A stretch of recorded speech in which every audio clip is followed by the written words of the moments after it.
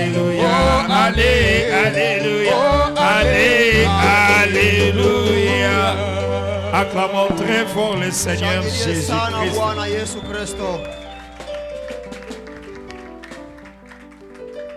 pouvez vous asseoir un peu, nous disons béni soit le nom du Seigneur. Il est le roi des rois. Non, je n'attends pas. Il est le roi des rois. Il n'y a pas celui qui règne comme Jésus. Si toi tu règnes, c'est qu'il y a quelqu'un qui est au-dessus de toi. C'est le Seigneur Jésus-Christ. Il est le maître de l'infaillibilité. Amen. Amen. Quand il décide, akiamua, il n'y a pas qui peut abroger sa décision. Hapana. Personne. Si lui décide, ça va arriver. Oh, il est merveilleux. Aujourd'hui, nous aurons deux services par la grâce du Seigneur. Il y aura d'abord la première prédication et la deuxième partie à partir d'aujourd'hui, peut-être jusqu'à la fin de l'année. Si le pasteur Médard est là, on va prier pour les malades chaque dimanche. Pour les malades chaque dimanche. Amen. Amen. Ne soyez pas égoïstes. Amenez les malades régulièrement les dimanches, même la semaine. Les dimanches, c'est un service. Que Dieu bénisse chacun de vous. Et à la fin de la réunion, nous aurons une réunion pour la construction de notre tabernacle. Nous avons déjà acquis la parcelle, mais il nous faut maintenant voir comment construire pour notre Dieu. Nous aurons des réunions avec tous les diacres et les gestionnaires du comité de soutien. Les gestionnaires. Kamati njoni. Hapana, sema Luswahili ndio nasikia huko. Kundi, baongozi. J'avais demandé aux interprètes de parler le Swahili de Beni. Il n'y a pas un Tanzanien ici. Et n'ayons pas un complexe pour montrer comme si notre Swahili était inférieur par rapport à leur Swahili. Non.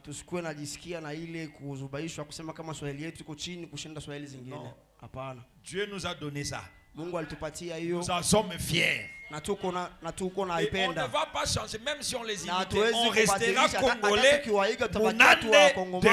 Munande de Beni.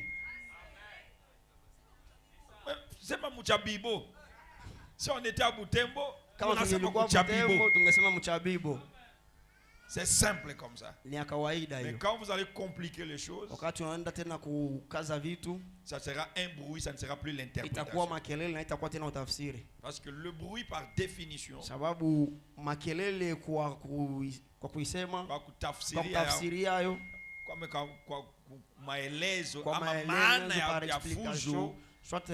c'est tout ce qui empêche la perception du message.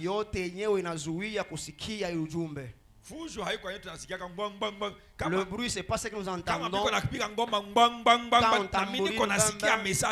moi j'écoute le message, ce n'est pas un bruit. Le bruit, c'est tout ce qui empêche la compréhension.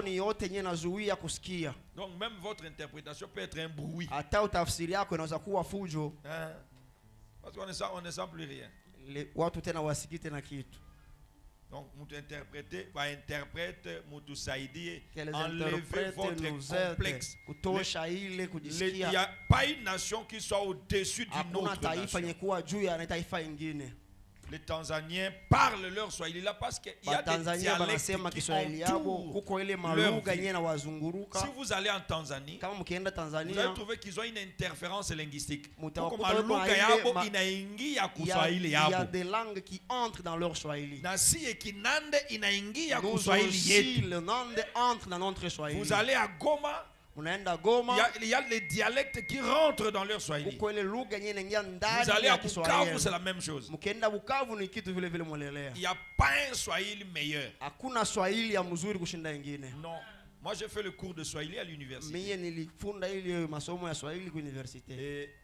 il n'y a pas un Swahili meilleur.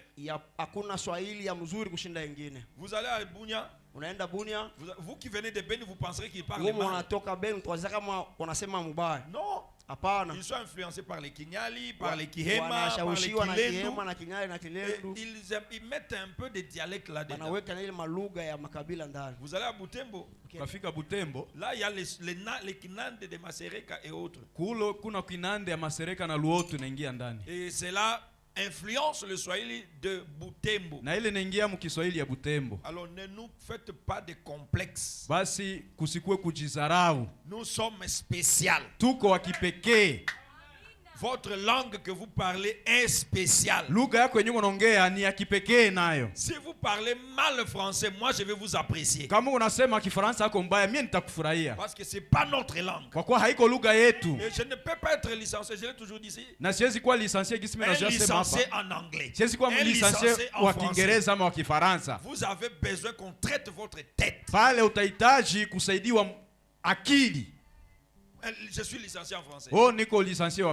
Est-ce qu'un français peut être licencié à Kinande? Alors comment on sera complexé jusqu'à ce point? Est-ce qu'un anglais peut être licencié à Lingala? Monsieur, moi je vais faire l'anglais.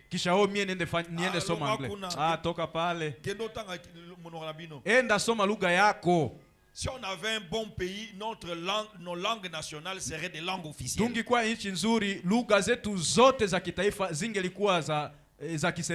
Et on met dehors l'anglais et le français. Les Chinois parlent leur langue. Les Rwandais parlent le Kinyarwanda.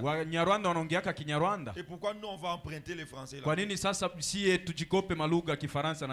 Chers amis interprètes, rafiki zangu wa tafsiri, je suis pas contre vous. Sipingane na nyie. Mais lakini traduisez-moi le mot que ce peuple ici entend. Mutafsirie kwa matamshi yenyewe watu wataelewa. Ou bien vous laissez. Kama sivyo acha. Quand le prédicateur va monter, c'est lui qui va interpréter. Wakati mhubiri atapanda hapa, atakaye atafsiri yale maneno. Ici tunasema hapa tunasema kijiko, utafika kindu, unasema lupao. Ici quand nous parlons de la cuillère kijiko, là-bas kindo dit lupao. Utafsiri lupao. Cuillère, utasema kijiko habataelewa. Quand tu dis kijiko là-bas, il ne faut pas comprendre. Fasi ingine demba iko fier, mais hapa demba iko bongo. Demba signifie fier. Lakini hapa ni kusema bongo. C'est mentir. Unasema bongo. Tu as menti. Alors au café fasingine nasema demba. Quand tu arrives ailleurs, quand tu dis demba, on va dire non, iko nafanya kiburi, anafanya demba. Anajivuna. Mais kwetu demba ni bongo. Mais chez nous, demba c'est mentir. Ne vous sentez jamais complexé par rapport à qui que ce soit. Usijizarau mbele izuru nani. Dieu n'a pas été aveugle de vous déposer ici. Dieu n'a pas été malade ou c'est pas un produit du hasard que vous soyez béni. Comportez-vous, parlez le langage de béni. Le jour que nous aurons des internationaux ici, les gens qui parlent pas notre Swahili, s'ils parlent l'anglais, on cherche un interprète d'anglais. Ça ne va pas achoper l'église. On doit vraiment s'ajuster par rapport à la mode. Si nous avons quelqu'un qui parle le Swahili de l'Ouganda, on mettra à côté de lui quelqu'un qui l'interprète pendant qu'on prêche. Mais pour nous, il y a quelqu'un ici qui nous interprète notre Swahili. Vraiment, les interprètes, aidez-nous. Une prédication de 30 minutes, le prédicateur prêche 15 minutes. Et l'interprète 15 minutes.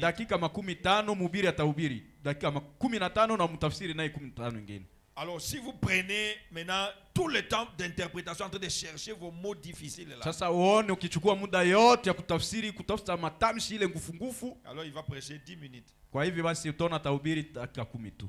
Et il va commencer à dire monsieur pasteur si on peut m'ajouter l'air. Natanja omba sa mchungaji niongeze wakati. Japo hapa si atuongezaki. Dio.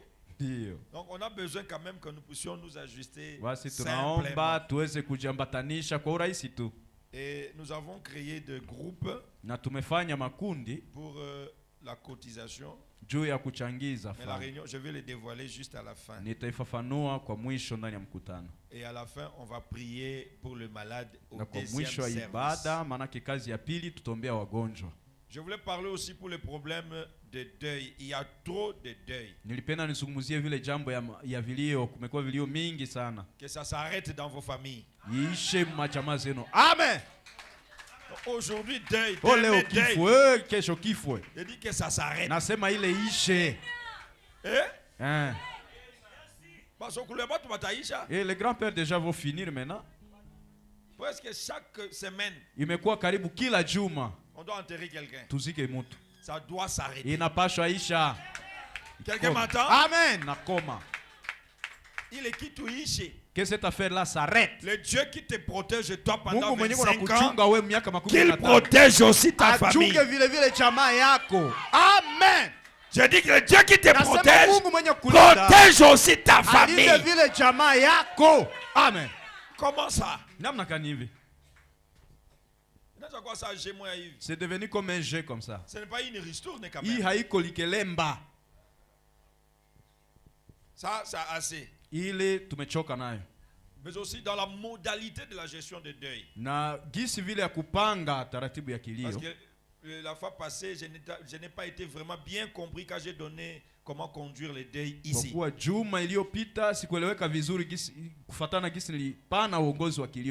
Nous ne sommes pas une mutualité. Ou kilio yote il faut pas faire une cotisation ni non. Si c'est le nôtre qui est touché directement. Lui-même ou bien son fils.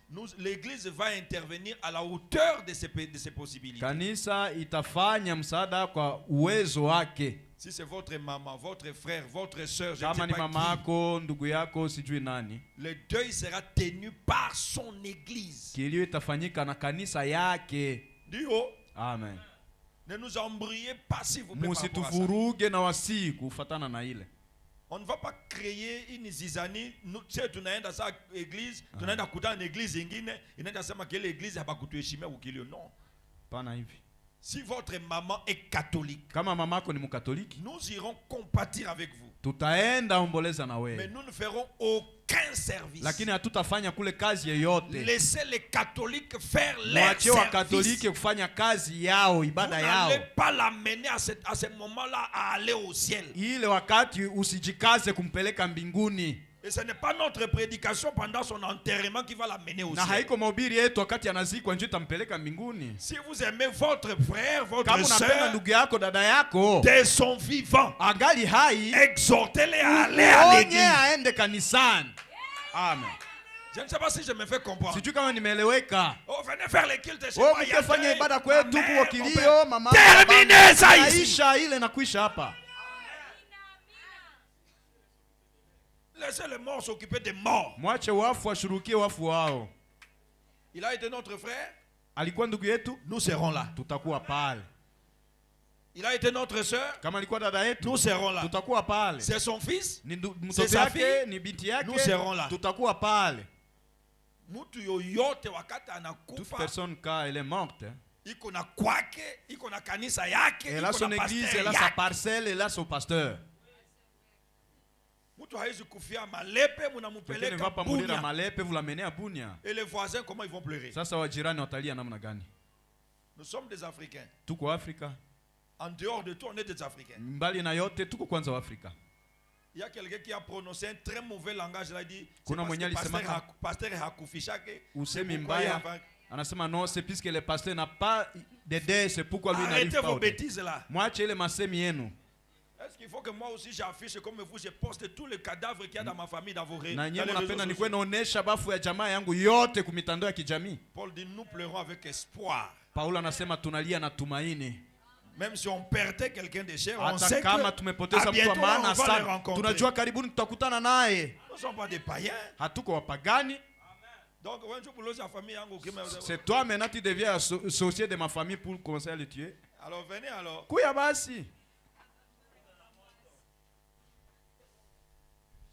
Nous avons besoin d'ordre. Église haiko mutualité. Kanisa haiko kundi ya burafiki. Imaginez-vous tutashindia bilio que nous nous occupions de tous les dés. Nous allons nous en occuper de combien? Et on va venir adorer Jésus quel jour ici? Parce que chaque jour au moins dans une famille il y a un deuil. Tata shakufa. Oh la grand-mère est morte. Oh tupeleke vyombo kule. Shanga shakufa.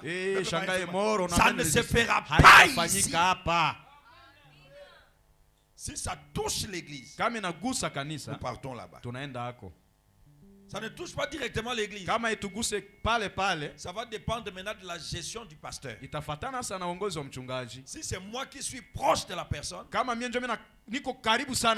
laissez-moi aller avec quelques personnes qui peuvent m'accompagner. Ne me faites pas un pasteur célébraire de deuil. Je ne le serai pas. Pasteur, est-ce qu'on ne fera pas service tel part? Il est de quelle église? Même si c'est un frère du message qui est mort, nous partons comme des frères. Compatir comme des frères. On ne prendra aucune décision. Si on nous consulte, on leur dit, le prophète a dit ça, ça. Sinon vous allez vous approprier tous les problèmes. Alors et là tu n'auras jamais la paix dans ta vie. Celui qui cherche à résoudre tous les problèmes se retrouvera lui-même un problème. Dio. Oui. Léo apa. Aujourd'hui tu es là, demain là-bas. Nous sommes des Africains. Nous sommes des humains. On doit s'assister. Il y a des règlements. Dio. Amen. Donc, informez-nous. Nous irons pour compatir. Mais on n'ira jamais comme église. Non. Nous irons compatir avec notre sœur qui a perdu son proche. Je ne sais pas si c'est clair. Très clair. Les kilioïstes, est bien. Je ne suis pas contre le deuil. Parce que si le Seigneur tarde, moi aussi je mourrai un jour. Mais ce n'est pas la manière de partir qui compte pour moi. Mais c'est la manière dont je peux sortir de la tombe qui va compter. Mais quand notre frère, nous avons perdu des frères ici, on n'était pas là. Toute l'église était là. Mais laissez-moi vous dire autre surprise. Même si c'est moi qui meurs, et si je mourrais le jour des cultes, amenez mon corps à la morgue, adorer. Vous ne dites pas maintenant à ça? Amen. Monsieur le prophète, nous venons ici pour Jésus.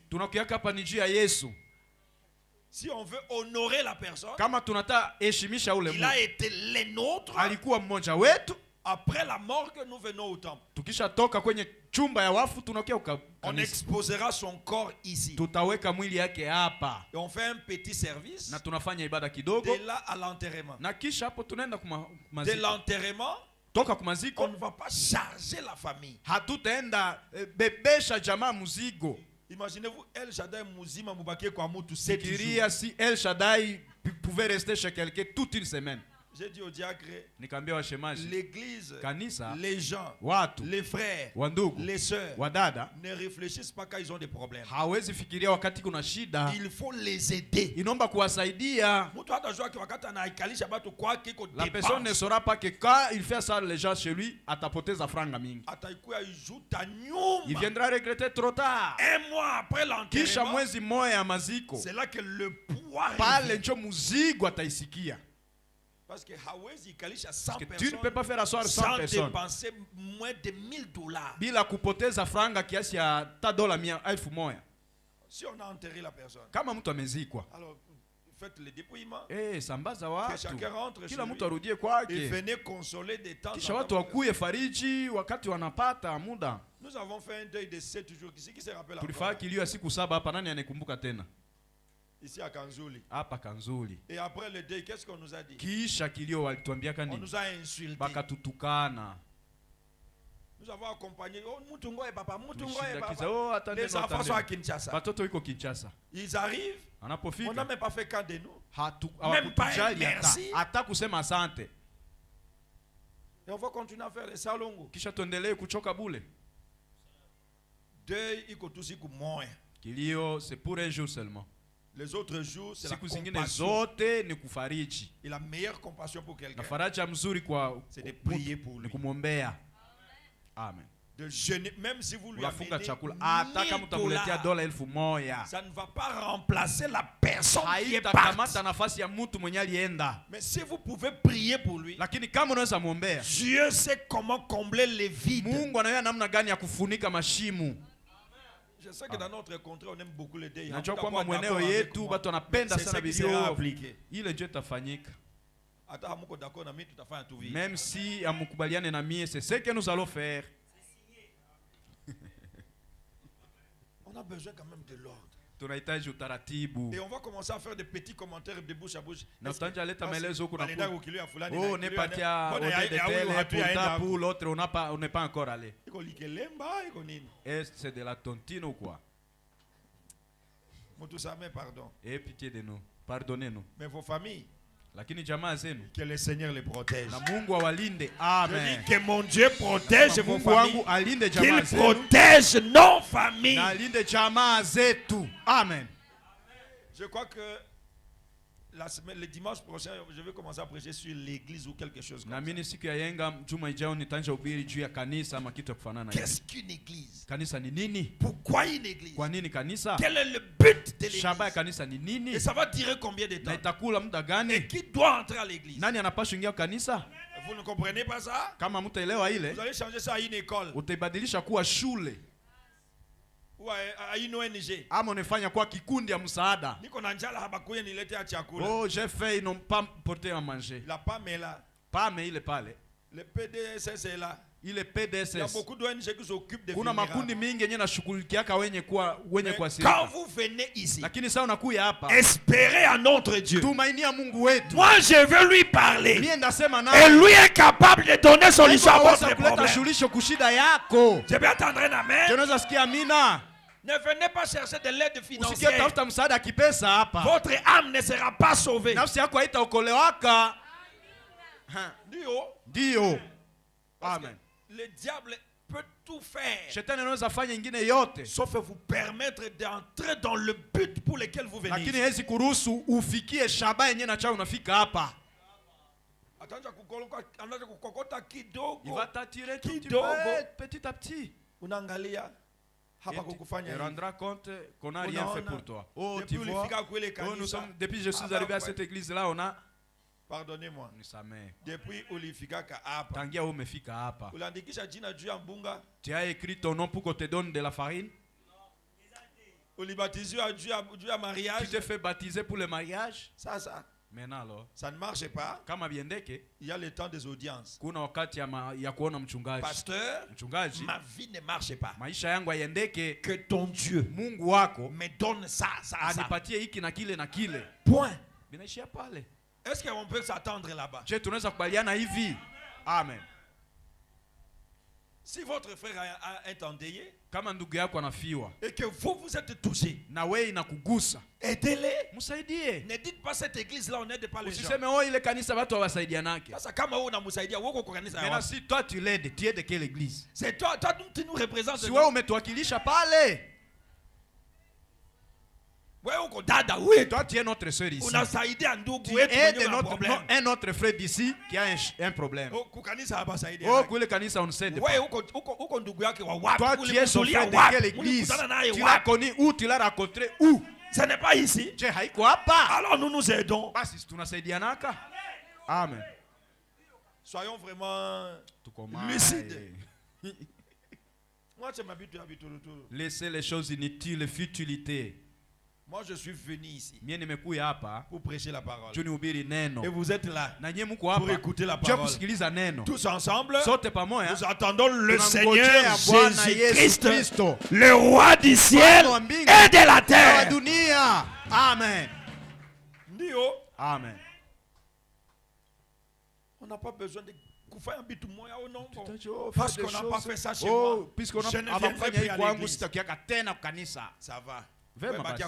Reste alors à la maison. Comme ça tu seras enlevé à la maison. Basi utanyakuliwaka kunyumba.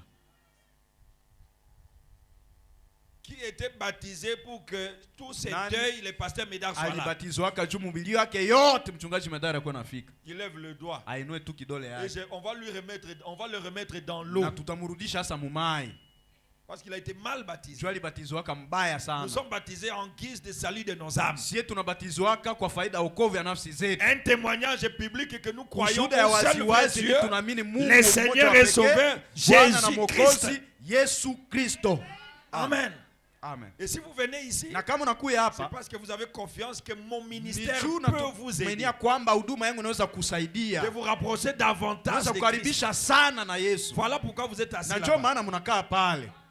Et après être proche de Christ, vous dites Seigneur merci pour le message.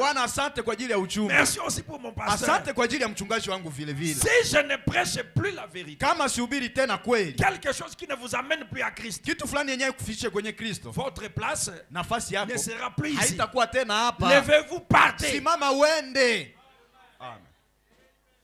Est-ce que c'est simple ça? Arrêtons les cultes des personnalités. Ou bien faire des choses parce que fulana t'a choisi. Qu'il soit chopé ou pas.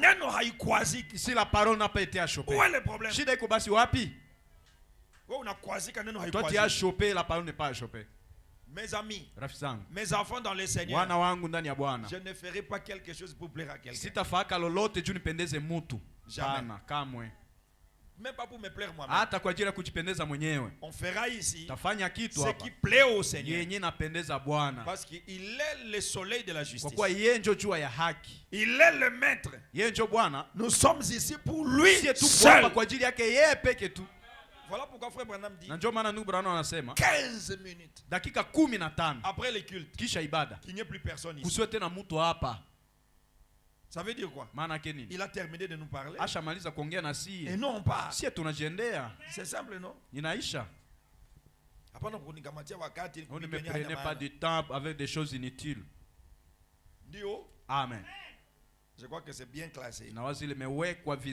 Vous avez un deuil.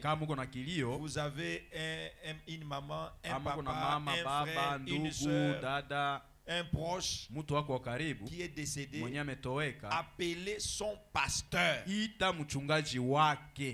Nous avons eu des problèmes avec la famille de frère Benjamin. Quand sa maman était morte, j'étais obligé d'aller demander pardon à cette famille-là. Pourquoi? Parce que les frères se sont accaparés du deuil. Oh, Benjamin, c'est notre frère. Mais celle qui est morte là, c'est pas votre frère. C'est une catholique. Laissez les prêtres faire leur travail. Ne tordons pas notre amour. Voilà, tusipindue upendo yetu. Pas notre amour. Nous on doit célébrer les deux. Quand elle était vivante, vous avez prêché combien de fois? Vous êtes parti la visiter combien de fois? Frère Branham dit le meilleur moment. Il faut manifester l'amour à quelqu'un. C'est avant sa mort. Je n'attends pas un amen là. Le meilleur moment. Qu'il fallait même se consacrer, jeûner. Vous attendez que votre frère est malade. Après avoir donné l'argent pour que le médecin le soigne, vous allez à genoux, vous priez pour lui, vous appelez n'importe qui a un don de Dieu, qui peut aider votre proche à aller proche du Seigneur. Et après sa mort, on l'a chemin dans les lieux de repos. Et vous êtes sûr qu'il est sauvé. Mais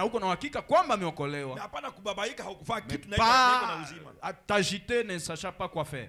Alors on va consacrer le bébé. Le bébé Triomphé Visura. Amenez l'enfant s'il vous plaît.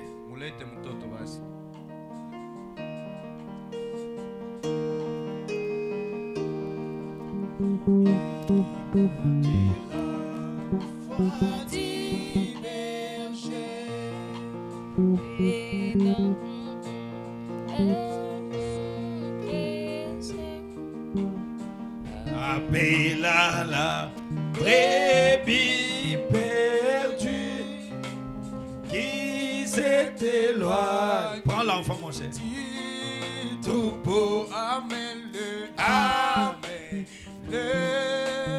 amène-le, et sauve-le de la vie du péché. Oh, amène-le, amène-le, amène les enfants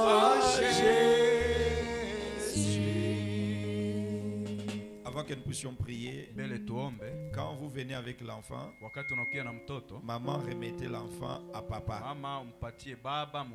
Et papa passe devant et maman derrière. C'est lui le propriétaire de l'enfant. C'est pas maman. Dio. Amen. Faites ça pour tous les jours. Seigneur Jésus, Dieu notre Père Céleste, nous te sommes infiniment reconnaissants pour ces jolis précieux cadeaux dans la famille de mon frère. Cette fille, oh que tu sois béni. On ne pensait pas que cet enfant devrait vivre, Seigneur. La poche en eau s'était déjà déchirée depuis des heures. Tout était fini. Mais toi tu as montré que tu es réellement la vie. Nous t'acclamons pour ça, Seigneur. Oh Seigneur. Oh Bwana wangu. Que pouvons-nous dire? Tuseme nini basi? C'est te remercier. Nikukushukuru. Tu es tellement grand, Papa Jésus. Mkubwa sana Baba Yesu. Merci pour le bébé. Asante kwa mtoto. Et pour son nom triomphé. Na kwa ajili ya jina yake triomphé. Qu'elle soit vraiment une triomphe. Awe hakika triomphe. Une victorieuse. Mushindi ya mushindi. Une vainqueur. Mushindi. Dans toutes les circonstances. Mumajira yote. Au nom de Jésus-Christ. Jina la Bwana Yesu Kristo. Bénis la Seigneur. Mbariki Bwana. Loin d'elle les pandémies, les épidémies. Et tout ce qui n'est pas correct à sa croissance. Nous boutons cela dehors au nom de Jésus. Si tu tardes à venir et qu'elle grandisse, Seigneur, qu'elle te serve dans ta maison au nom de Jésus-Christ. Avec son arrivée dans cette famille, que son père, sa mère soit béni et soit davantage attaché à toi. Et qui ne manque de rien pour sa croissance. Au nom de Jésus-Christ, notre Seigneur et notre Dieu, j'ai prié. Triomphe, que la colonne de feu, le Seigneur Jésus-Christ, le Dieu de ton pasteur, soit ton Dieu, qu'il soit ton avant et ton arrière-garde, te donne sagesse, intelligence, force, onction et Saint-Esprit, au nom de Jésus-Christ. Amen. Amen. Amen. Béni soit le nom du Seigneur Jésus. Il Il est merveilleux notre Seigneur. Amen. Amen. Nous allons maintenant appeler l'honorable Ebenezer. Combien Combien apprécie l'honorable Ebenezer? Acclamez le Seigneur très fort. Et nous allons nous lever pour honorer la parole que nous allons recevoir.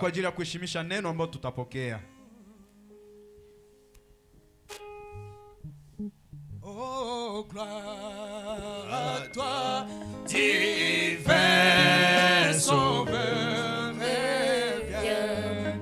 Chantons ensemble. Oui, mais chantez pas moi.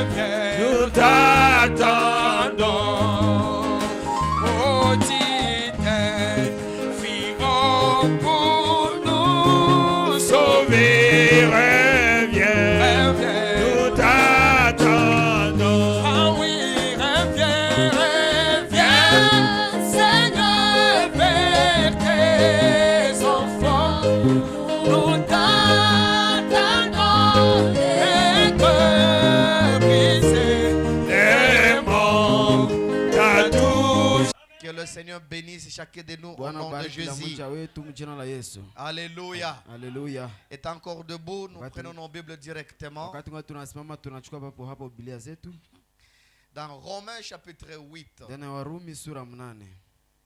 Le verset 25, 26 et 27. Je vais lire dans le nom du Seigneur Jésus-Christ. Mais si nous espérons ce que nous ne voyons pas, nous l'attendons avec persévérance. Alléluia. De même, aussi l'Esprit nous aide dans notre faiblesse, car nous ne savons pas ce qu'il nous convient de demander dans nos prières. Mais l'Esprit lui-même intercède par des soupirs inexprimables. Et celui qui sonde le cœur connaît quelle est la pensée de l'Esprit qui intercède pour nous, parce que c'est selon Dieu qu'il intercède en faveur des saints. Que le Seigneur ajoute bénédiction à la lecture de sa parole. Nous pouvons nous mettre. Nous saluons la présence de chacun de nous au nom de Jésus-Christ. Aide-moi à saluer celui qui est à côté de toi au nom de Jésus. Dis-lui que le Seigneur te bénisse. C'est parmi les plus bonnes choses que nous pouvons faire. Dire à celui qui est à côté de nous que le Seigneur Amen. Alléluia. Bien. Étant assis comme nous sommes assis, nous sommes très beaux en voyant. Et frère Branham me dit que quand quelqu'un est bien habillé, c'est un signe qu'il est intelligent. Et je crois de tout mon cœur que nous sommes des intelligents. Que le Seigneur bénisse tous nos visiteurs qui sont venus nous rendre visite ce matin. Soyez rassurés que le Seigneur Jésus-Christ, il ne passera pas loin de vous sans laisser des traces. Alléluia. Amen. J'ai fait également cet appel à tous les malades et tous les nécessités. Que vous êtes venus au bon endroit. Nous faisons la publicité de celui qui est capable. Et celui qui est capable s'appelle Jésus-Christ. Nous sommes fiers d'être ceux qui font sa publicité. Nous ne faisons pas notre propre publicité. Nous faisons la publicité de Jésus-Christ. Ainsi pour cela acclamons le nom de Jésus-Christ. Alléluia. Il le mérite. Il est l'objet de notre présence. C'est lui qui a fait que nous soyons unis ce matin. Sans Jésus-Christ, nous pouvions être tout sauf ce que nous sommes. Voilà pourquoi il mérite une reconnaissance chaque jour. Nous disons merci au Seigneur. Malgré la pluie, les enfants de Dieu sont venus écouter la parole. Que le nom du Seigneur soit béni. Alléluia. Prenez ensemble avec moi dans le livre Sémence. Le livre de Genèse, le chapitre 11. Alléluia. Toute la terre avait une seule langue. Et tout le monde avait les mêmes mots. Est-ce que nous sommes ensemble? La langue que les enfants de Dieu utilisaient après le déluge, c'était une seule et unique langue. Comme ils étaient partis de l'Orient, bénissons le nom du Seigneur, ils trouvèrent une plaine au pays de Shinar et ils y habitaient. Ils se dirent l'un à l'autre, allons, faisons des briques, cuisons-les au feu. Et la brique leur servit de pierre. Et le bitume leur servir de ciment. Ils dirent encore, allons, bâtissons une ville. Est-ce que nous sommes ensemble? Une tour dont les sommets touchent le ciel. Est-ce que nous sommes d'accord? La Bible continue. Et faisons-nous un nom afin que nous ne soyons pas dispersés sur la surface de la terre. L'Éternel descendit pour voir la ville et la tour que ses enfants bâtissaient. L'Éternel dit, voici, ils forment un seul peuple et ont tous une seule langue. Et c'est là qu'ils ont entrepris. Maintenant, rien ne peut les en empêcher de faire tout ce qu'ils auraient projeté. Bénissons le nom du Seigneur. Allons, descendons. Et là, confondons leur langage. Bénissons le nom du Seigneur. Afin qu'ils n'entendent plus la langue les uns les autres. L'Éternel les dispersa loin sur la surface de la terre. Ils cessèrent de bâtir la ville. C'est pourquoi on l'appellera du nom de Babel. Car c'est là que l'Éternel confondit le langage de toutes la terre. Et c'est de là que l'Éternel les dispersa sur la surface de toute la terre. Que le Seigneur bénisse cette parole. Amen. Je vais vous dire ceci. Retournons un peu dans le commencement des choses. Noé avait reçu un message. Construisez la chair. Pardon, le bateau. Et pendant que Noé a proclamé son message, les enfants de Dieu, personne n'avait reçu le message de Noé, sauf ses enfants, les femmes de ses enfants et sa femme. Alléluia. Bien-aimé, levez la main sur la joue, s'il vous plaît. Nous sommes devant les rois, nous sommes heureux. Maintenant, lorsque Noé proclama son message, les oiseaux et les animaux, ils comprirent le langage de Noé. Et ils reconnurent que le déluge est en train de venir. Parce que les animaux ne réfléchissent pas. Les oiseaux ne raisonnent pas. Et ils ont compris et ont crié. Mais les humains ont commencé à dire à Noé, depuis que le monde est mort, la rosée on ne la connaît pas, la pluie on ne l'a jamais entendu parler. Mais ce que l'Éternel avait dit, il était plus que capable pour l'accomplir. Alléluia. Les oiseaux, les animaux, Noé et sa famille ont reconnu le message que Dieu avait placé. Et également, ils sont entrés dans l'âge. Maintenant, après le déluge, le peuple de Dieu, les enfants de Dieu, ils ont une seule langue.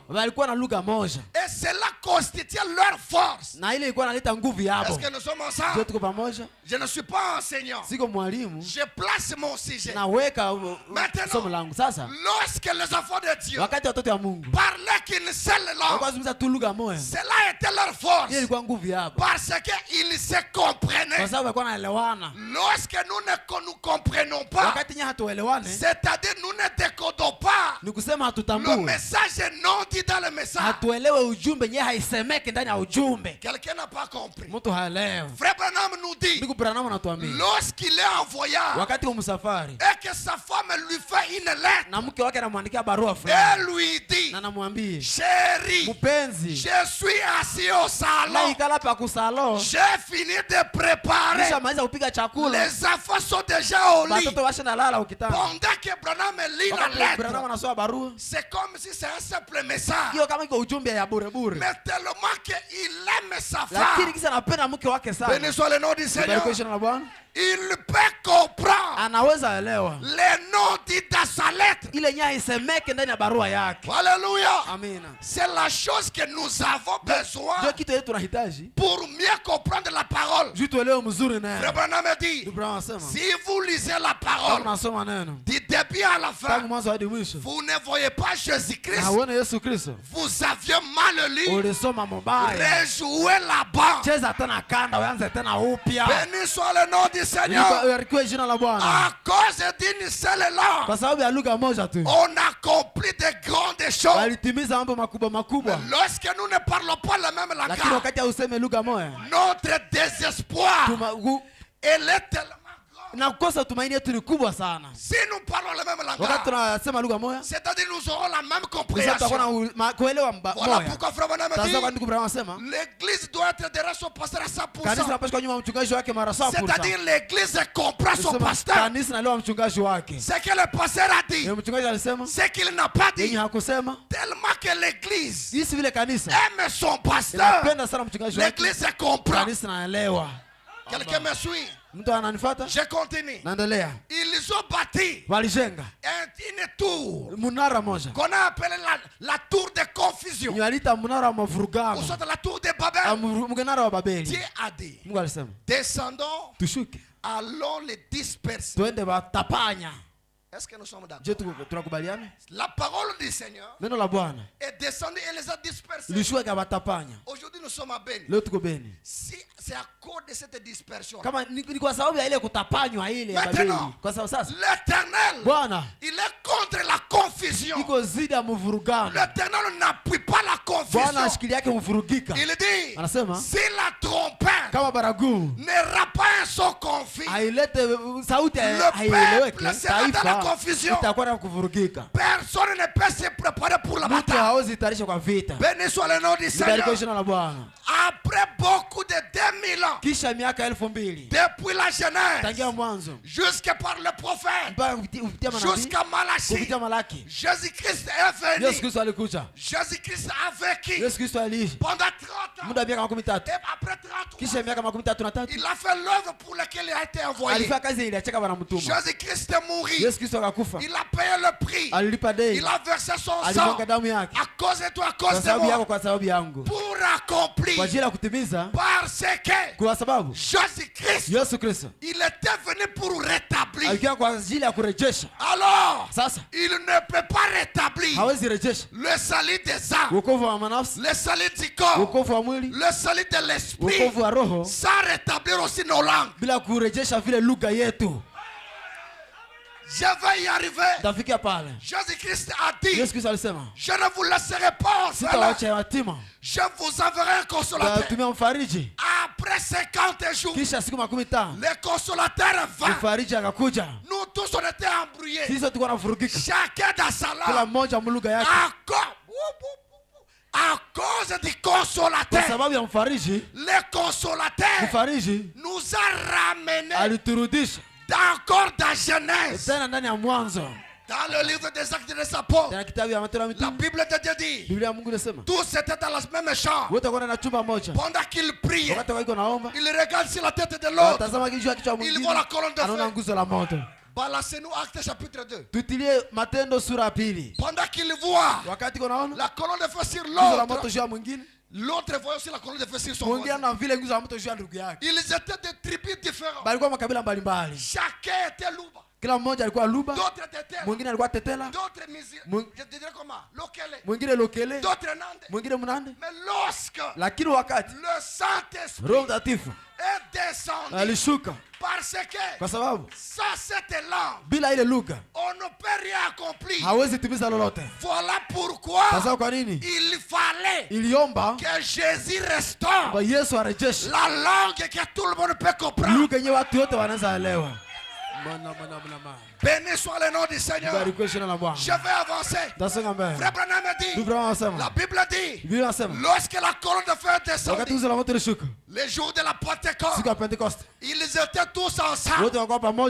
Parce que pour comprendre une langue, il faut être ensemble.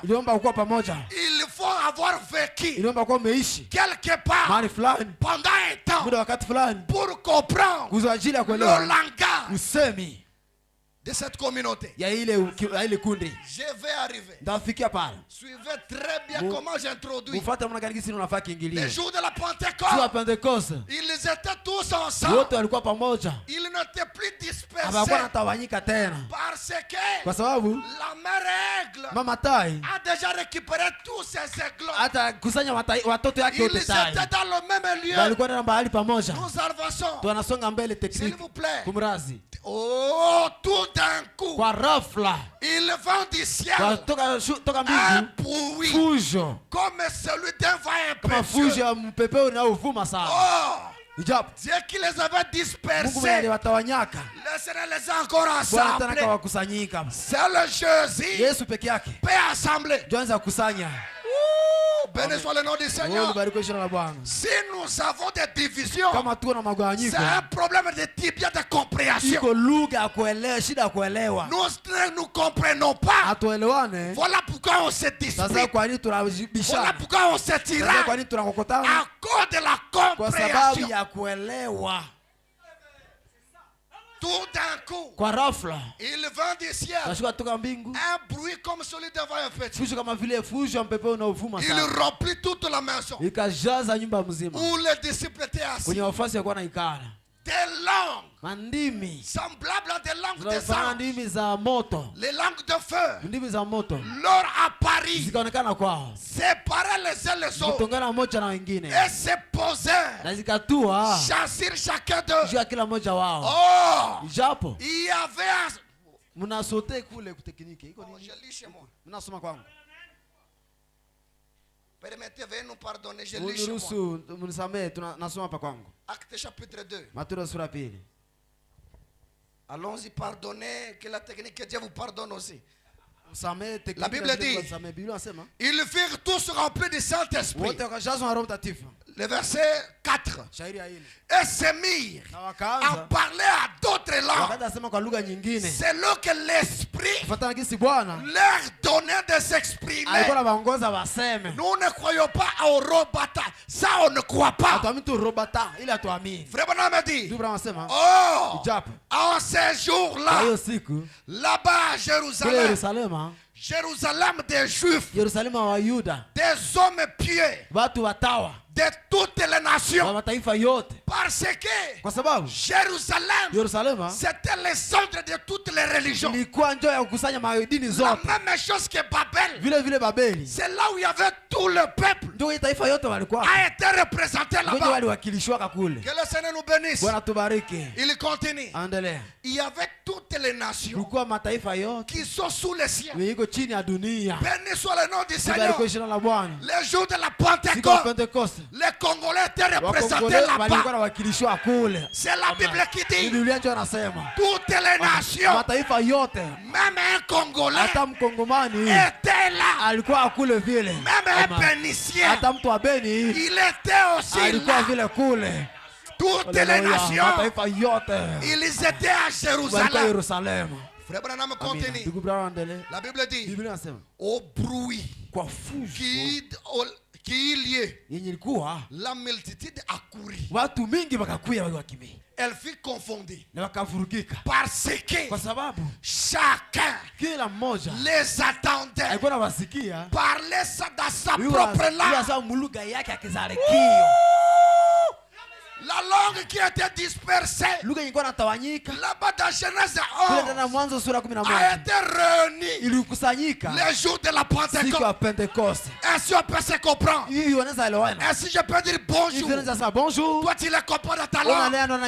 C'est à cause de la Pentecôte. Sans la Pentecôte, on n'allait jamais se comprendre. On n'allait jamais s'écouter. Parce que on allait parler différentes langues. Béni soit le nom du Seigneur. Aujourd'hui je parle français. Tu m'écoutes et tu l'interprètes à ta langue. Et tu me comprends. Pourquoi? C'est parce que la Pentecôte est déjà descendue.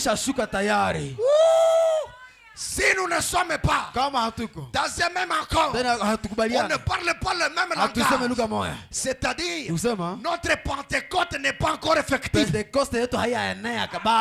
dans le foyer, l'homme et la femme ne parlent pas le même langage, où est-ce qu'ils sont? Yuko Babeli. Quitte Babel. Entrons dans le Pentecôte. Là où on parlera le même langue. Amen. Quittons le tour de Babel. Entrons dans la Pentecôte. Maintenant. Si nous, je dis good morning my father, il dit bonjour mon fils. Nous deux on se comprend. Est-ce qu'on est d'accord? Je dis écoute, toi si tu me réponds, tu me comprends. Je ne suis pas nandé. Mais si quelqu'un parle le kinande lentement, là où je suis, je comprends, j'analyse et je peux dire ce qu'il dit. Même si je ne parle pas cette langue. Pourquoi? Nous avons le décodeur de langue à nous. Alléluia. Lorsque nous allons dans de grandes conférences, vous verrez de grands sons.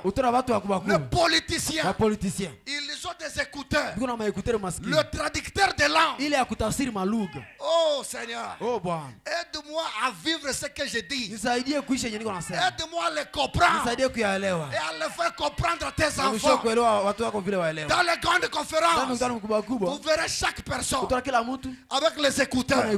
Il traduit. Iko na tafsiri la langue. Ya lugha. Si les hommes kama wanadamu peuvent traduire tafsiri les langues au travers des machines, lugha kupitia vyombo, notre Dieu n'est pas moins que capable Mungu wetu je hana nguvu de traduire même les chinois. Utafsiri hata Kishinois pendant qu'on n'est pas chinois. Wakati hauko chinois.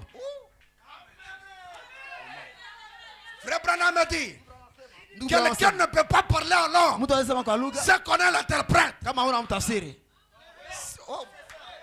C'est parce que nous avons le décodeur. C'est le Saint-Esprit. Quelqu'un qui a le Saint-Esprit peut comprendre toutes les langues. Maintenant, si nous nous comprenons au travers de notre langue, à combien plus forte raison, c'est lui qui nous adore, c'est lui que nous servons, il comprend mieux. J'introduis mon sujet. L'Éternel, il comprend mieux.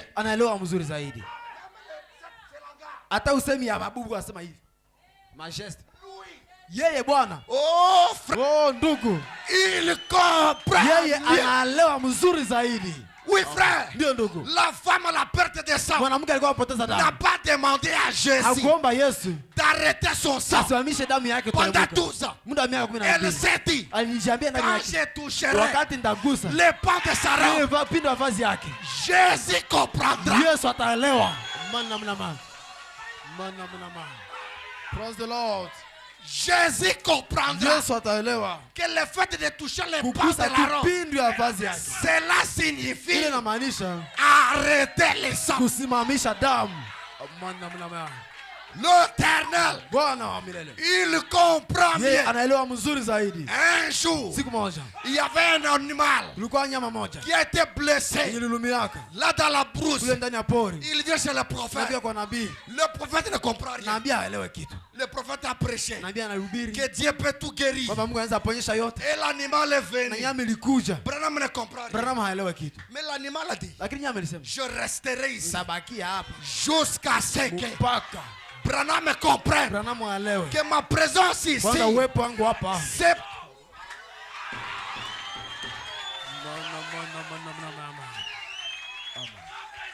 Bien-aimés frères et sœurs, Branham est parti. Il rentre. Il dit, je suis un grand chasseur. L'animal est venu. Il pouvait le battre sur les champs. Mais Branham, il est retenu par une puissance qu'il ne sait même pas comprendre. Branham part. Il rentre. Les enfants lui disent, Papa, tu ne vois pas que les mouches sont en train de tourner la plaie de cet animal? Oh frère, un homme a interprété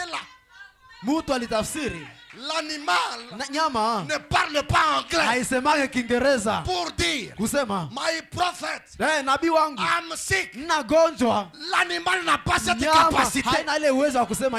L'animal s'est resté là. Branham regarde. Il dit ok, le besoin de cet animal, c'est sa guérison.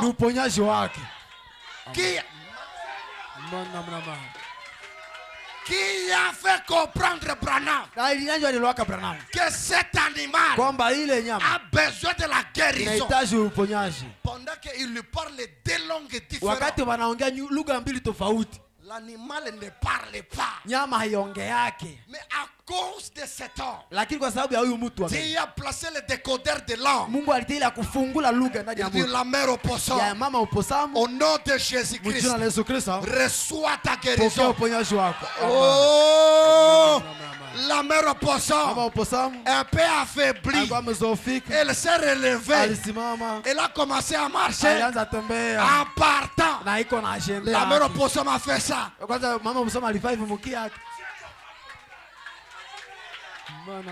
Thank you, Lord. Praise the Lord Jesus.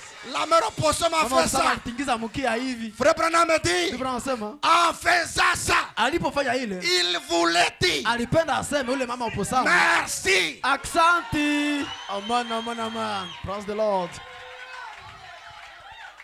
Il comprend bien. Mungu anaelewaka mzuri zaidi. Bien-aimés frères et sœurs, la chose que je vous dis, si nous entrons dans leur profondeur, bon, les inquiétudes n'ont plus de place. Est-ce que je peux donner un autre exemple? Dans la Bible, dans les livres que nous ne lisons pas beaucoup, il y a eu un homme qui sort de nulle part. On dit, Médard engendra Billy. Billy engendra Matthieu. Matthieu engendra Jédéon. Ce sont des généalogies qu'on ne comprend pas. Mais là, il y a un seul quelqu'un qui s'appelle Jaébet. Jaébet également. Il était dans la souffrance atroce. Il prie. S'il vous plaît, balancez-nous des chroniques.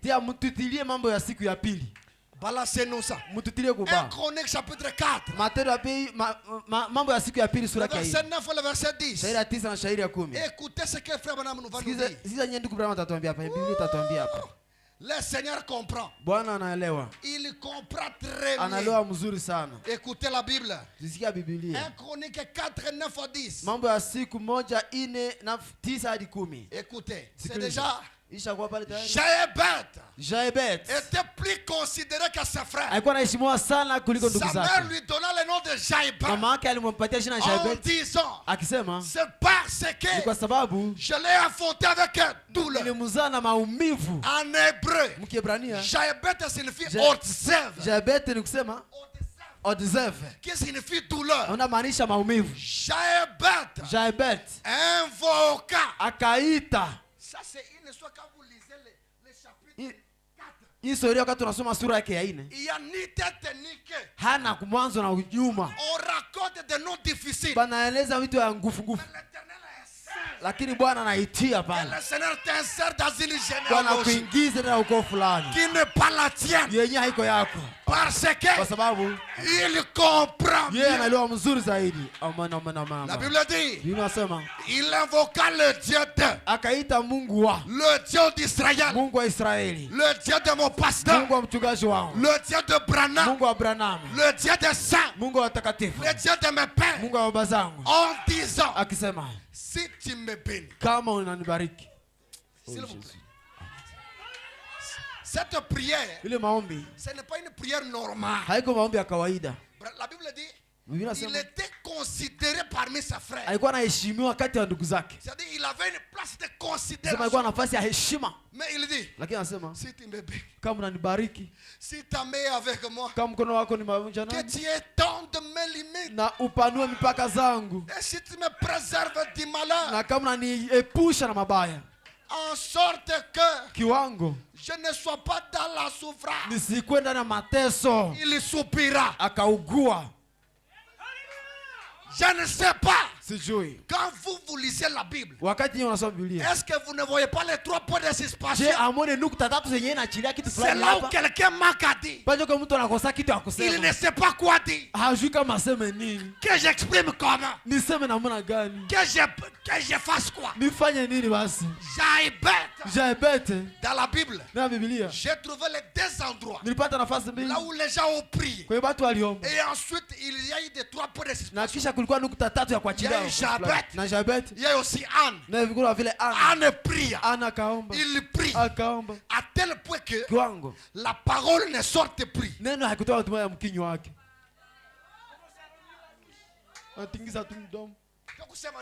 Ça veut dire quoi? Oh, frère, Jésus-Christ est capable. Jésus-Christ est vivant. Il comprend mieux toutes les langages. Même Kuzimi. Lui là, il comprend. Anne également. Et il lui dit, jusqu'à quand continuera-t-il à continuer à boire? Je ne bois même pas. Oh, que Dieu te pardonne, toi qui cherches les langues de prière. Il n'y a pas de langue de prière. L'Éternel, c'est le créateur de toutes les langues. Jaébet expira. La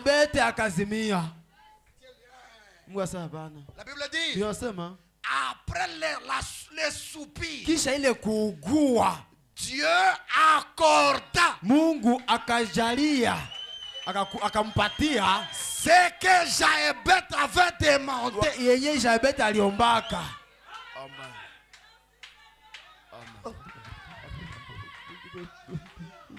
Lui, c'est lui le créateur de toutes les langues, de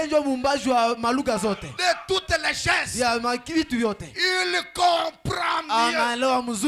Au-delà de tes explications, il comprend. Au-delà de tes cris, il comprend.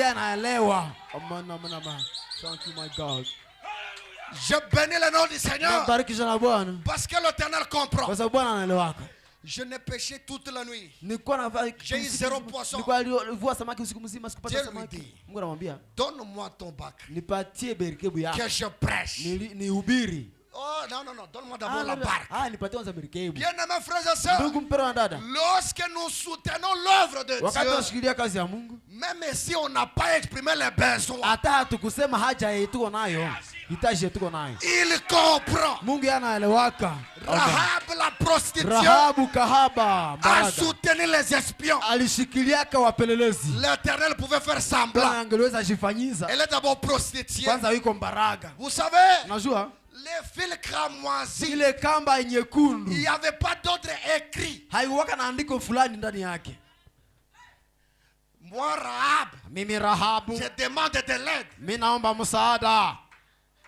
On lui a dit, mais seulement les fils rouges cramoisis. Quand l'Éternel le regardera et qu'il voit ça, il se rappellera que tu le dises ou pas. Il comprend mieux. Il comprend. Pendant que tu lèves la main, tu ne sais même pas comment le dire. Le fait de lever la main, lui il comprend que cette main signifie ça. Il comprend l'Éternel. Il comprend. Béni soit le nom du Seigneur. Permettez que je danse. Parce que je me sens aussi religieux. L'Éternel me comprend. Oh, calme-toi. L'Éternel, il comprend. Même quand tu t'enchaînes, tu manques les mots à dire.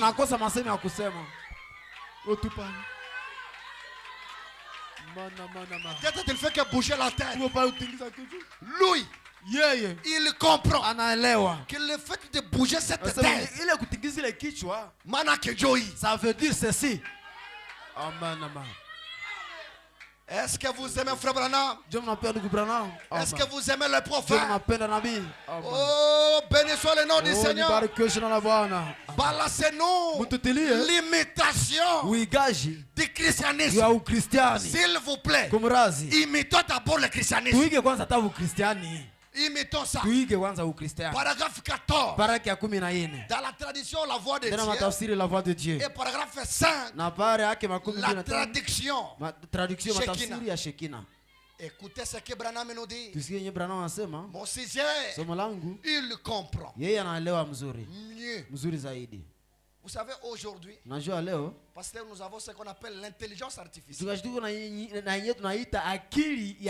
poser une question. Même en Kinande.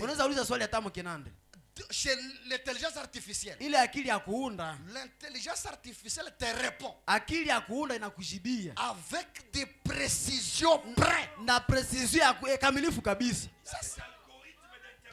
Maintenant.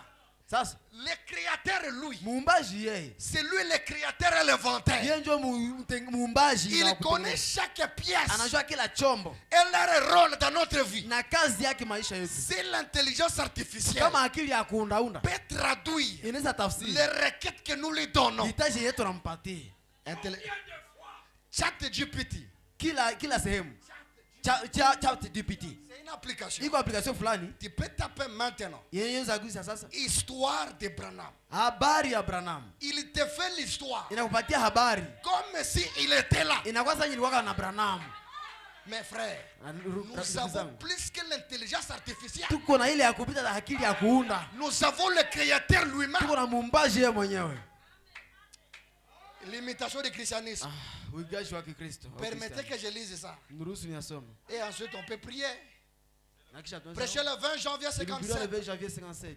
Écoutez frère Branham. Sikiza ndugu Branham. Il y avait un petit garçon. Kulikuwa kijana mmoja. Il y avait Nathan. Kulikuwa Nathan. Il y avait Ben. Kulikuwa Ben. Il y avait Charles. Kulikuwa Charles. Il y avait Meda. Kulikuwa Meda. Il y avait Rachel. Kulikuwa Rachel. Mettez ton nom. Tia jina kwa pale. Une fois. Mara moja. Là-bas à Beni. Kule Beni. On raconte l'histoire. Wanaeleza historia. Qu'il s'était agenouillé. Kwamba ule kijana alipigaka au magoti. milieu de boue. Kati ya potopoto. Qu'il venait labourer. Un membre d'église na mwanamemba mmoja wa kanisa qui passait par là. Mheshimiwa mmoja wa kanisa alikuwa anapita pale. Oh, les hommes ne comprendront jamais les hommes spirituels. Wanadamu habatelewa kama wanadamu watu ya kiroho.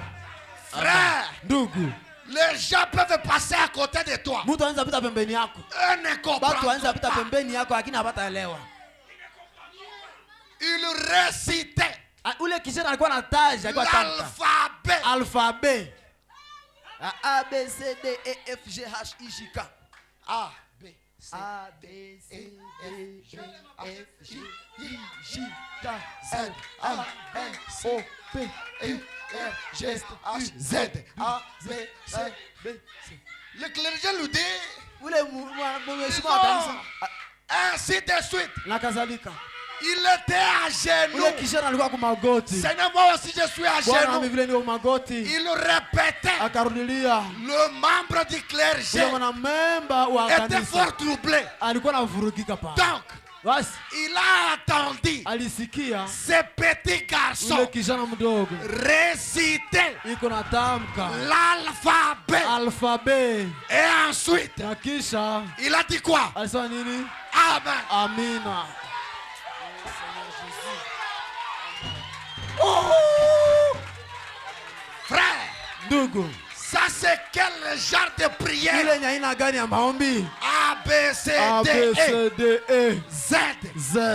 Amen. Amina. Oh Jésus, merci Seigneur. Le clergé ne comprend rien. Ule mwanamemba wa kanisa hakuelewa. Les voisins ne comprennent rien. Wajirani hawaelewi.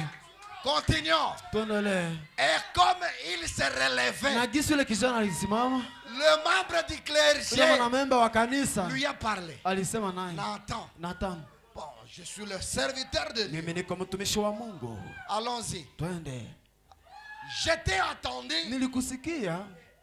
Au lieu que le clergé dise, je t'ai entendu réciter. Le fait qu'il a dit Amen. Donc ABC devait le maombi. C'était la prière. Écoutez. Je t'ai entendu prier. Mais tu ne faisais que réciter l'alphabet A, B, C, D, E, F, G. Mon sujet. Il comprend mieux. Le clergé, il était peut-être théologien. Peut-être il avait beaucoup de théologie, beaucoup de doctorats. Mais ça lui dépense. Je ne comprends pas. Pourquoi tu ne faisais que réciter? Oui, papa, Oui, papa, tu ne peux pas comprendre. Romain a dit. Roma alisema. L'esprit. Roho. Discerne la pensée. Inapambanua de ce que nous voulions demander. Gardez ma citation. Acha nuku yangu pale. Que je le relise encore Romain 8. Nisome tena Warumi 8. Et on va comprendre. Na tutaelewa. Oh frère. Oh ndugu. Nous sommes heureux. Tuko na furaha. D'avoir un prophète parmi nous. Et d'avoir un si grand Dieu. Romains, s'il vous plaît. Chapitre 8. On va comprendre. L'essentiel est de comprendre. Que Dieu bénisse notre pasteur. Que Dieu le bénisse abondamment. Que le Seigneur le bénisse. Oui, peut-être tu ne comprendras pas. Lui, il me comprend. Il dit, si nous espérons ce que nous ne voyons pas, nous l'attendons. C'est qu'on espère là. Nous l'attendons avec persévérance. La persévérance, c'est atteindre le but. C'est ça la persévérance. De même aussi, l'esprit. Frère, nous sommes aidés. L'esprit nous aide dans notre faiblesse. À faire quoi? Car nous ne savons pas ce qu'il nous convient. Ce qu'il nous convient de demander. Quand? Dans nos prières. Mais l'esprit lui-même intercède par des soupirs. Que Dieu bénisse la prière de Jaébet. L'esprit a compris les 3 points de suspension. Parce que l'esprit écoute nos prières entre les lignes.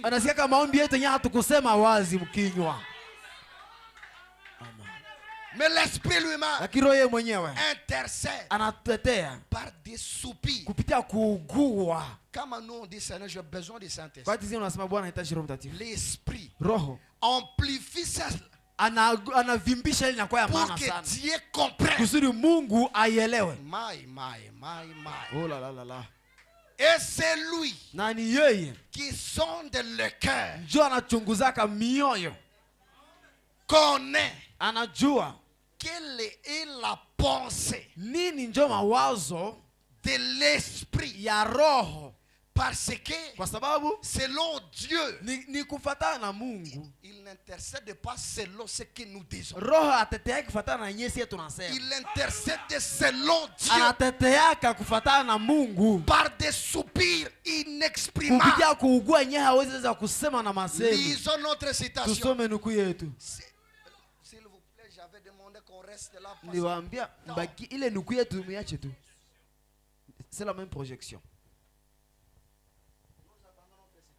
Je dis, mais 15, remettons. Que la technique soit connectée à l'onction du prédicateur. Et comme il s'est relevé, le moment où le clergé lui a parlé, il dit, fiston, je suis le serviteur du Seigneur.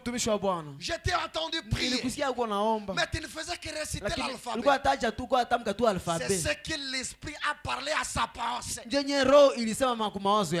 ne comprends pas. Pourquoi tu ne faisais que réciter l'alphabet? Il a dit, monsieur, je ne sais pas prier. Oh Jésus. Il a dit, je n'ai jamais prié.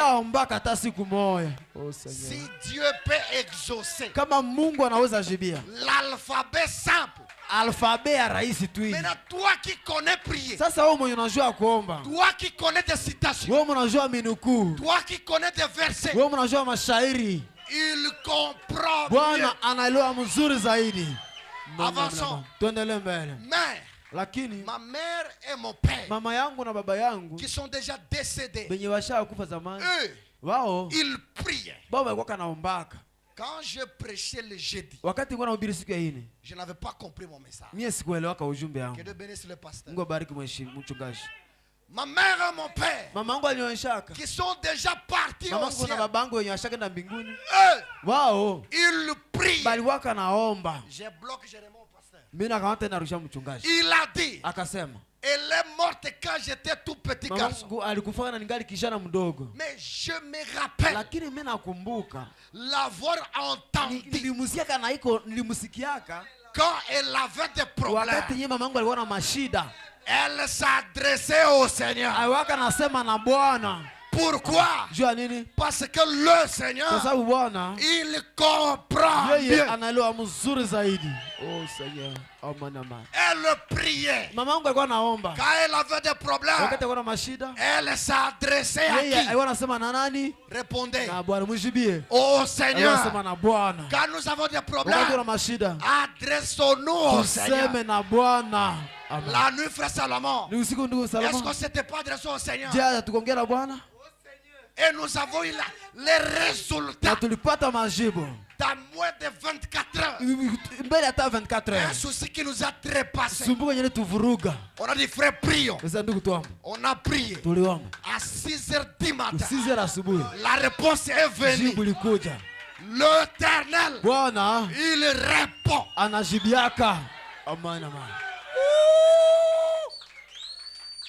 J'étais tellement jeune. Quand elle est morte. Donc être orphelin n'est pas une excuse.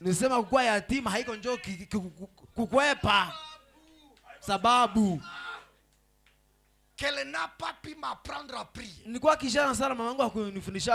on m'a placé sur une responsabilité d'une personne qui me bat et me maltraite.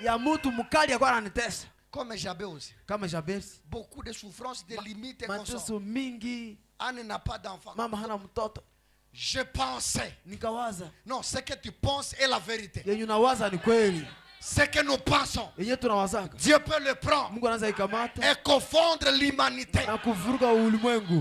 Lorsque Samson a récupéré la petite mâchoire, frère, la force de l'ennemi pouvait interpréter que la mâchoire qu'elle tient dans la main, cela peut nous terrasser. La maille.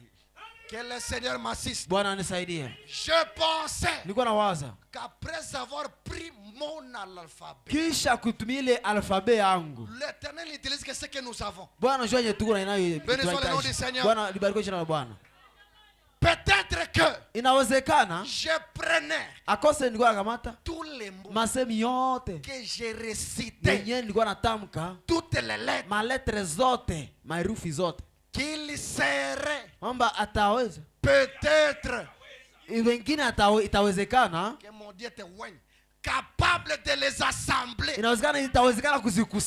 Pour qu'il fasse quoi? Pour qu'il les rejette. Qu'il fasse quoi? Mon sujet, il comprend mieux.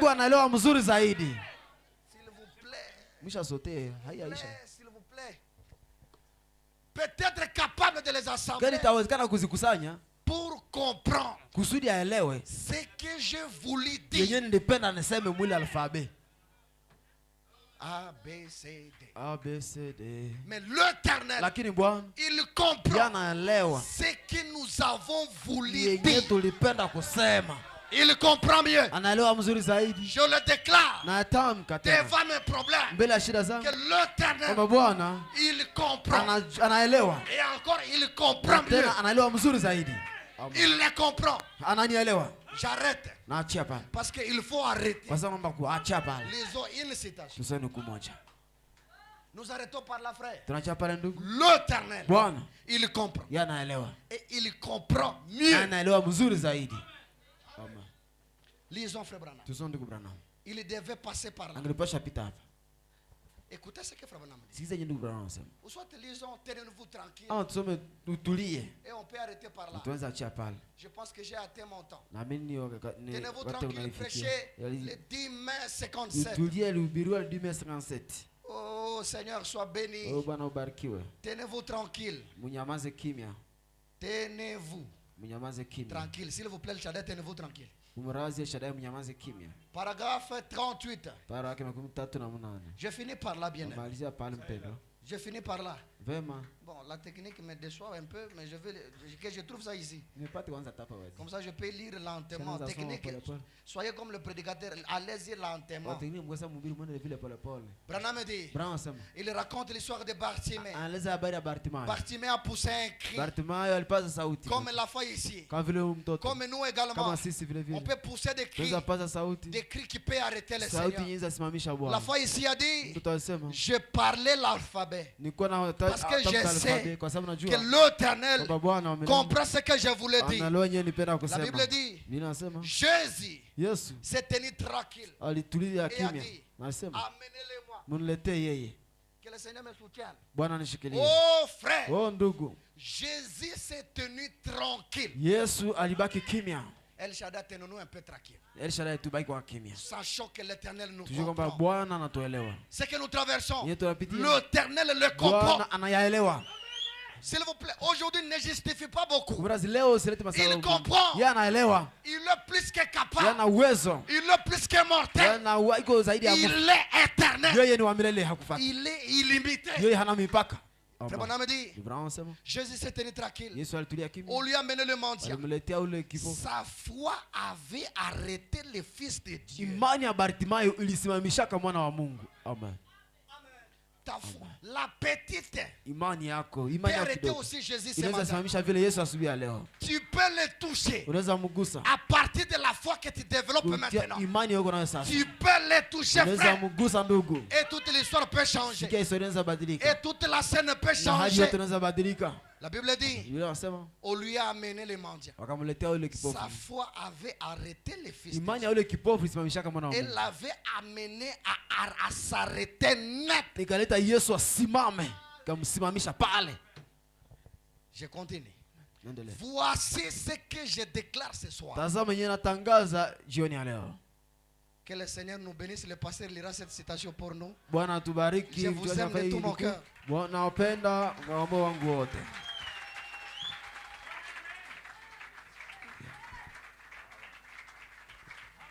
Est-ce qu'on peut acclamer le Seigneur Jésus très fort?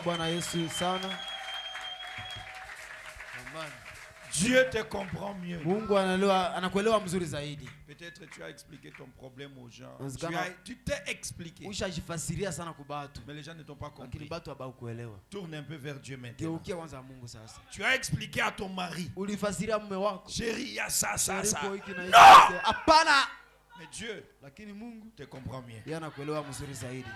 Il comprend le langage de sourds. Alléluia! Le langage de mioué. Amen.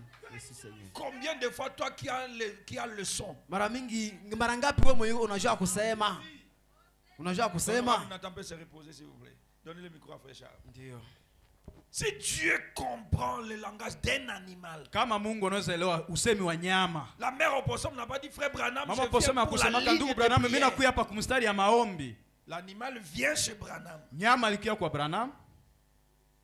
Chez un chasseur. Laisse d'abord ça là-bas. Il vient chez un chasseur. Vous imaginez qu'est-ce qu'on ferait de cet animal? C'est le manger.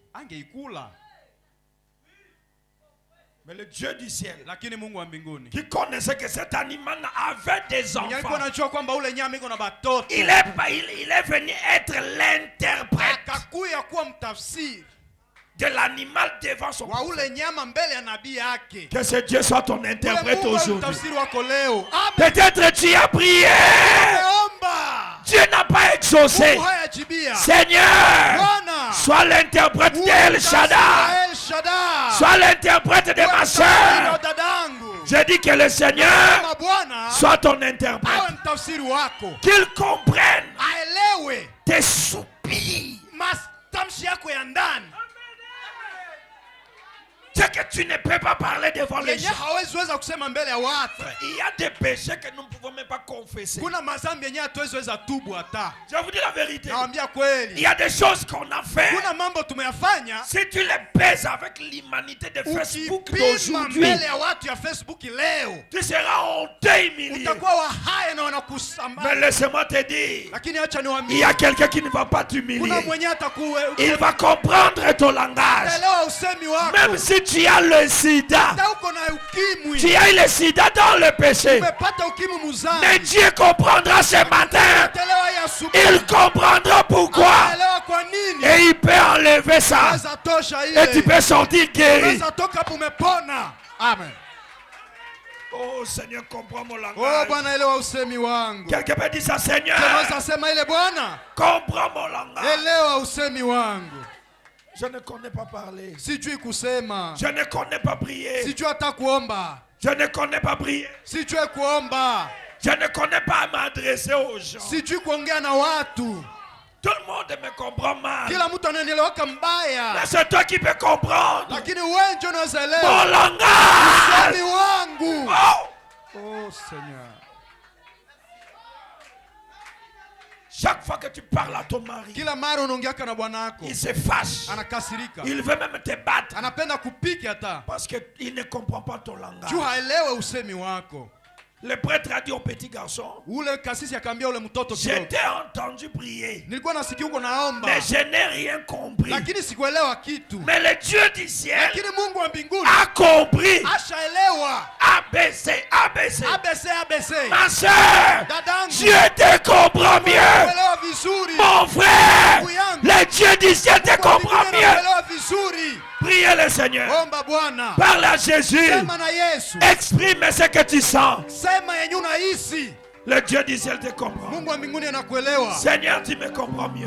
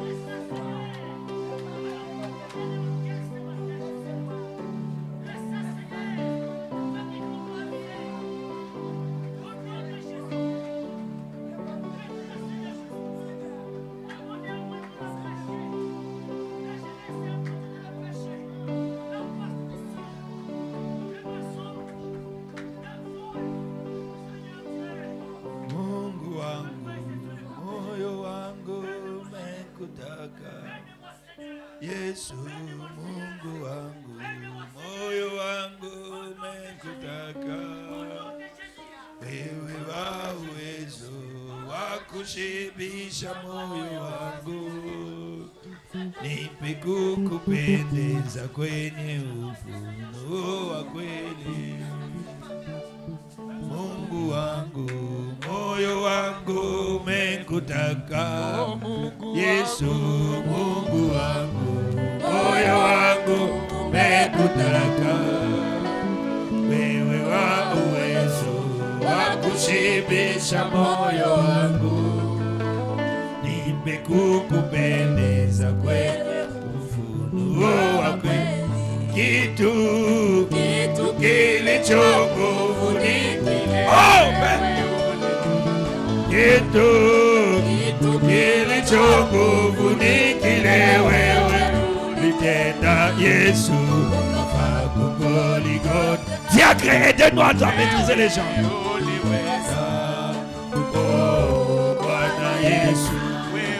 Wewe basi maisha yangu itaweza kukushinda. Basi maisha yangu itaweza kukushinda. Basi maisha yangu itaweza kukushinda.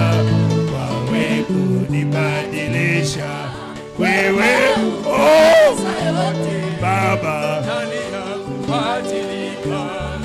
kwenye ya ukamilifu. Yesu ndani ya kubadilika, kwenye ya ukamilifu. Na pastali ya kubadilika, kwenye ya ukamilifu. Kitu kilicho nguvu ni kile wewe ulitenda. Kitu oh Jésus, kile wewe ulitenda. Kitu kilicho nguvu ni kile. Levez-vous, levez-vous. Ulitenda ukafa Golgotha, ndani yake niweza. Bwana Yesu, wewe basi maisha yangu itaweza kukushinda. Basi maisha yangu itaweza kukushinda. Basi shida langu itaweza kukushinda. Basi magonjwa yangu oh Jesus, basi maisha yangu itaweza kukushinda. Wawe kunibadilisha wewe, unaweza Baba, kubadilika kwenye ya ukamilifu. Yesu ndani ya kubadilika, kwenye ya ukamilifu. Tangu sasa moyo wangu umekutaka. Yesu, tangu sasa moyo wangu umekutaka. Na njia zako sasa ziwe sawa na njia zangu. Mbona mapenzi yako ijae tele mwendo wangu. Tangu sasa moyo wangu umekutaka. Tangu sasa moyo wangu umekutaka. Na njia zako zote ziwe sawa na njia. Haleluya! Na mapenzi yako ijae tele. Kitu kilicho nguvu ni kile wewe ulitenda. Kitu kilicho nguvu ni kile wewe ulitenda. Kitu kilicho nguvu ni kile wewe ulitenda. Baba ukafa Golgotha, nani angeliweza? Oh Bwana Yesu, wewe uliweza. Basi na shida yangu itaweza. Basi na shida yangu itaweza. weza kukushinda. Basi maisha yangu yote itaweza kukushinda. Wawe kunibadilisha wewe Baba, kubadilika kwenye ya ukamilifu Baba, kwenye ya ukamilifu Yesu, kwenye ya ukamilifu nakubali kwa kubaki muneno lako, nakubali